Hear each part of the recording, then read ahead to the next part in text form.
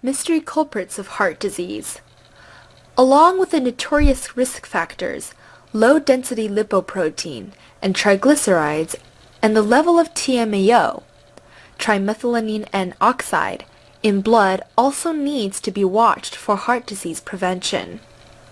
TMAO might identify people who are at risks of heart attacks and strokes despite of having no other risk factors, said Dr. Stanley Hazen, who led the study which discovered that TMAO is an artery-clogging compound that resulted from transforming lecithin by certain microbes in the human gut.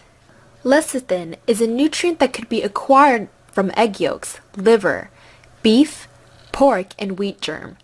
Recently, the Cleveland Clinic researchers found that the microbes in the human gut also transform carnitine, a nutrient found in red meat and dairy products, into TMAO.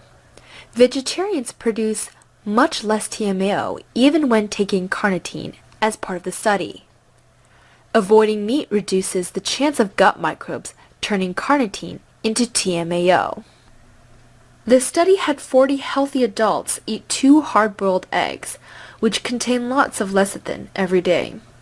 As a result, TMAO levels in the blood rose. Then, after a week of a broad spectrum of antibiotics, the volunteers' TMAO levels barely budged after they ate the eggs. This shows that the intestinal microbes are essential for forming TMAO, says Dr. Hazen. Next, to see whether TMAO predicts cardiovascular events, the researchers measured TMAO levels in 4,007 heart patients.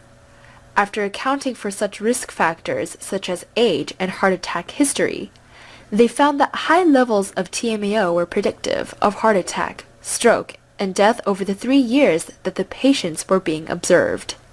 Moreover, TMAO predicted risks more accurately than triglyceride or cholesterol levels. It did so in people without substantial coronary artery disease or dangerous lipid levels, as well as in patients who are sicker.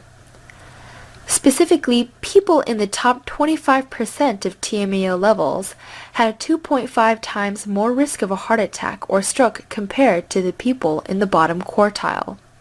The discovery suggests that a TMAO test be included in the arsenal of blood tests that signal possible cardiovascular problems in advance. It also suggests a new approach in preventing these cardiovascular events, altering gut microbes so they churn out less TMAO. Certainly, more studies are needed to show whether TMAO reliably predicts cardiovascular crisis and that it is better than other blood tests.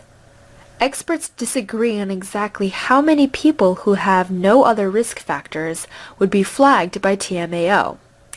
Dr. Gordon Tomaselli, Chief of Cardiology at Johns Hopkins University School of Medicine, estimates that it will be less than 10% or so of these people who will eventually have a heart crisis.